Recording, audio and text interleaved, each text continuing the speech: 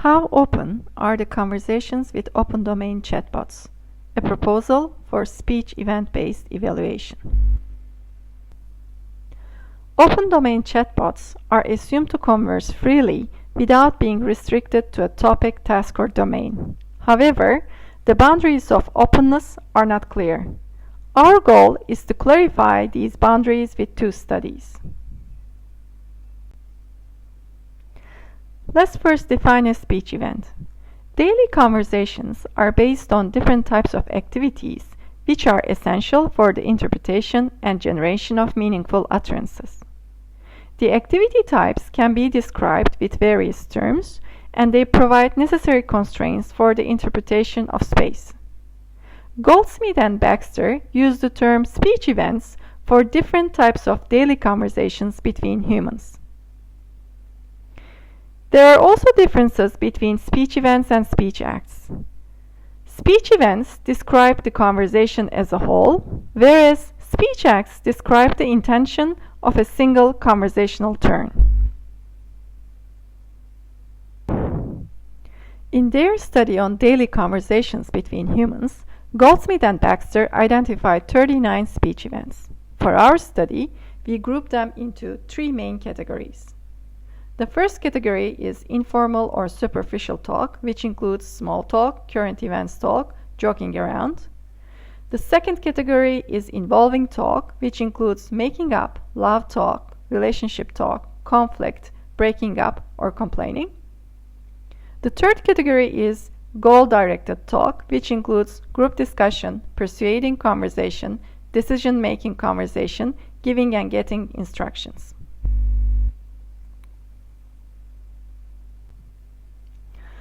For our first study, we were interested in the following research question.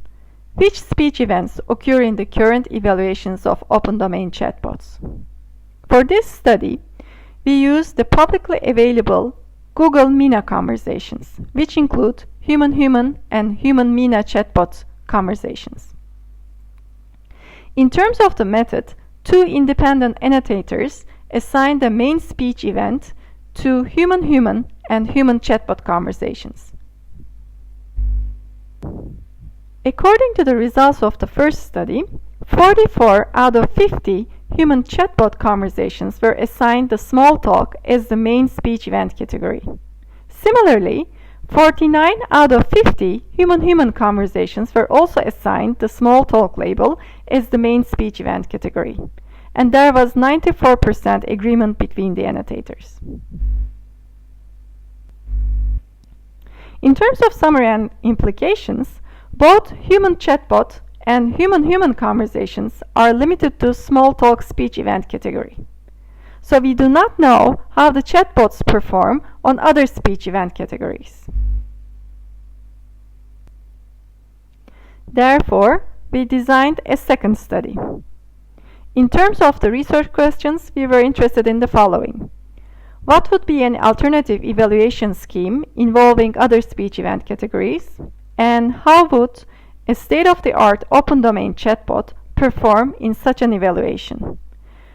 In terms of the chatbot, we used Blender by Facebook, which is available for public testing and which is trained on public domain conversations. In terms of the method, a human tester interacted with Blender chatbot and a human interlocutor based on the 16 categories of speech events. In terms of assessment, the resulting conversations were assessed based on the acute eval method. Third-party human judges were presented with the conversations as if they were between humans and two different chatbots, and they were asked the following questions. Which chat was the most coherent? Which chatbot sounds more human? Which chatbot would you prefer to talk to for a long conversation? According to the results of the second study, there was generally a strong preference for human-human conversations for all three questions. Human-human conversations were described as more coherent and having a better flow in comparison to the human chatbot conversations, which seemed less coherent and inconsistent due to abrupt interruptions, interruptions, or frequent changes of topic. Next, we will provide examples for a speech event category, which is asking for a favor. The first example comes from the tester-blender conversations, and it involves asking for a favor speech event around grocery shopping team. In the second line, Blender misinterprets the question of the tester and assumes that the tester wants to know something about the chatbot. Between lines 9 and 14, Blender and tester discuss the arrangements for grocery shopping. However, Blender breaks the flow of the conversation by providing an incoherent answer with the rest of the conversation.